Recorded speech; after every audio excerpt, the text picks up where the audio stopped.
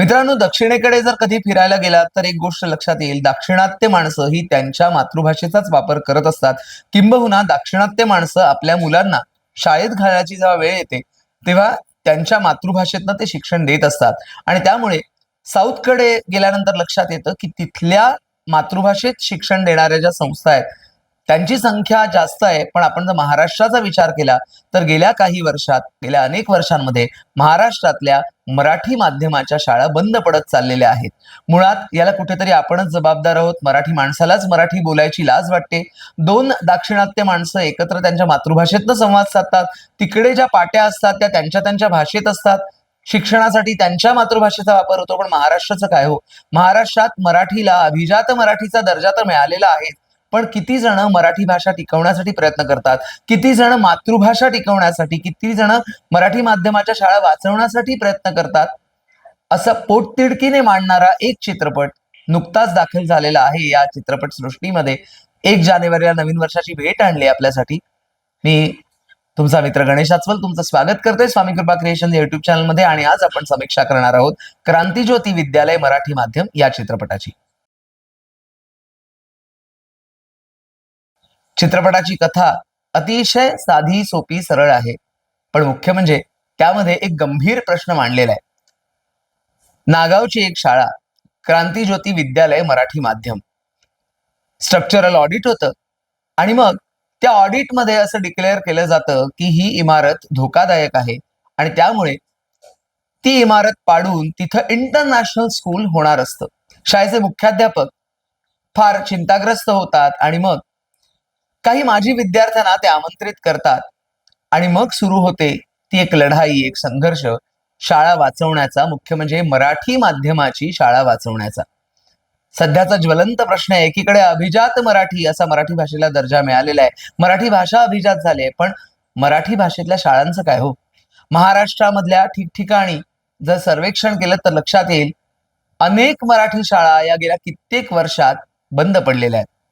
कारण अगदी सोपं आहे. पटसंख्या कमी झाली, विद्यार्थी संख्या कमी झाली, शिक्षक सरप्लस होतात आणि मग शासनाला तो निर्णय द्यावा लागतो आणि मग ती शिक्षण संस्था बंद पडते.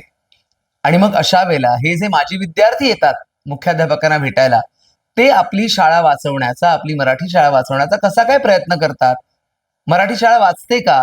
जर ती वाचली तर ती कशी वाचते?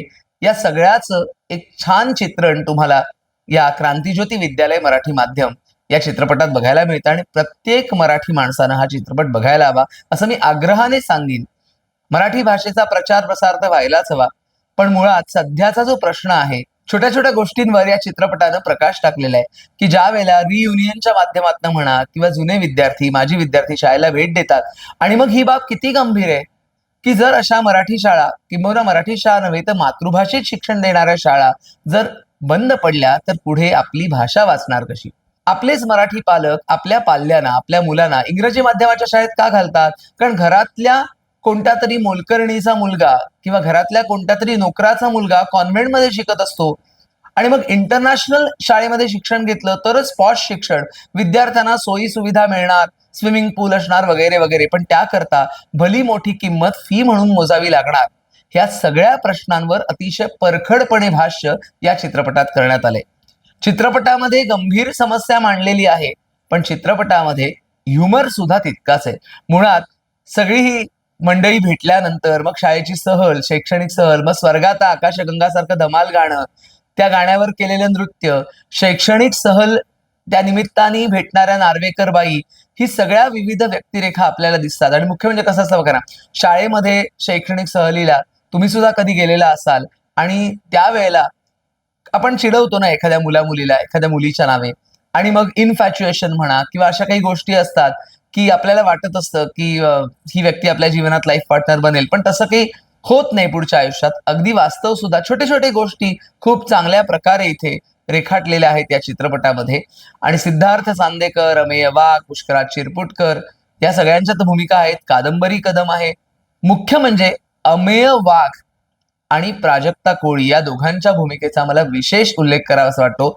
अमेय वाघला आतापर्यंत तुम्ही शहरी बाजाच्या भूमिकेत बघितलेलं आहे, पण या चित्रपटातनं त्यांनी जे काम केलंय ना विद्यार्थ्याचं, ते प्रचंड कमाल काम केलेलं आहे, कमाल अभिनय आहे अमेयाचा.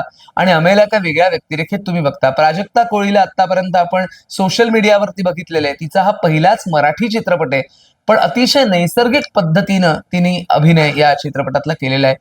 आपल्या व्यक्तिरेखेला उत्तम न्याय दिलेला आहे. कादंबरी कदम आहे. छोट्या छोट्या व्यक्तिरेखांमधनं उत्तम न्याय चित्रपटाला मिळाला आहे. निर्मिती सावंत नार्वेकरबाईंच्या भूमिकेत आहेत, तर मुख्याध्यापकांच्या भूमिकेत आहेत आपल्या सर्वांचे लाडके अभिनेते सचिन खेडेकर. आणि अतिशय उत्तम पद्धतीने त्यांनी त्यांची भूमिका साकारलेली आहे. मुळात शिक्षण खात्यामध्ये होणारा भ्रष्टाचार यासारखी समस्या किंवा मोठमोठ्या व्यावसायिकांचं कसं फावतं, एखादी शाळा कशी जाणून बुजून बंद पाडली जाते आणि मग मुठभर धनिकांच्या हातात सत्ता आणि मग लाखो लोक गरीब, ही जी परत संपत्तीतील दरी आहे त्या दरीबद्दल सुद्धा इथे कुठे भाष्य करण्यात आलेलं आहे. आणि सोशल मीडियाच्या माध्यमातून आपण एखाद्या समस्येला कशी वाचा फोडू शकतो हे या चित्रपटातनं उत्तम दाखवलेलं आहे. मला खास करून हेमंत ढोमे याचं अभिनंदन करावं असं वाटतं, कारण इतक्या उत्तम पद्धतीने, म्हणजे आपण म्हणतो ना, तळमळ असते एखाद्याला की मराठी शाळा वाचल्या पाहिजेत, मातृभाषेतनं शिक्षण दिलं पाहिजे. तर ही जी तळमळ आहे ना, ती त्या तळमळ त्या सगळ्या चित्रपटातनं दिसते. आणि त्यामुळे चित्रपट कुठेही कंटाळवाणा होत नाही. चित्रपट बघायलाच हवा, जेणेकरून आपल्याला कळेल की आपलं सुद्धा कधी कधी चुकत असतं, की आपणच या मराठी माध्यमाच्या शाळा बंद पडण्याला कारणीभूत होत असतो. आणि याला जबाबदार सर्वस्वी मराठी माणूसच आहे.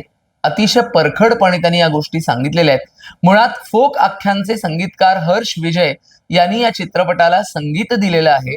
आणि यातली जी गाणी आहेत ती ईश्वर ताराबाई अंधारे यांनी लिहिलेली आहेत. पण स्वर्गात आकाशगंगा हे हिट सॉन्ग सुप्रसिद्ध साहित्यिक रत्नाकर मतकरी यांच्या लेखणीतनं साकारलेलं आहे. मुळात ते गाणं अनेक शाळातनं समूह गीत म्हणून गायलं जात होतं, ते यात अतिशय उत्तम पद्धतीने दाखवलेलं आहे. आणि म्हणून सरते शेवटी एक सांगावंसं वाटतं की लोकसंगीताचा केलेला उत्तम वापर हे या चित्रपटाचं आणखीन एक वैशिष्ट्य आहे. आणि सगळीच गाणी उत्तम झाले, त्यामुळे संगीत चांगलं, कथानक चांगलं, अभिनय चांगलं, निर्मिती. क्षिती जोगचा उल्लेख तर करायलाच हवा. क्षिती जोग यांनी या चित्रपटात भूमिका पण केलेली आहे. अनंत जोग यांनी सुद्धा या चित्रपटात एक व्यक्तिरेखा साकारलेली आहे. चिन्मयी सुमित आहेत. म्हणजे छोट्या छोट्या व्यक्तिरेखेतनं सुद्धा किती उत्तम पद्धतीचा चित्रपट आपण देऊ शकतो. आणि त्या प्रत्येक व्यक्तिरेखेचं जे लिखाण केलंय ते लिखाण उत्तम झालेलं आहे. असं म्हणतात की डायरेक्टर हा कॅप्टन असतो, आणि त्यामुळे हेमंत ढोमेनी या सगळ्या कलाकारांची जी मोठ बांधलेली आहे ही मोठ उत्तम जमलेली आहे. त्यासाठी 100 पैकी 100 मार्क द्यावेसे वाटतात.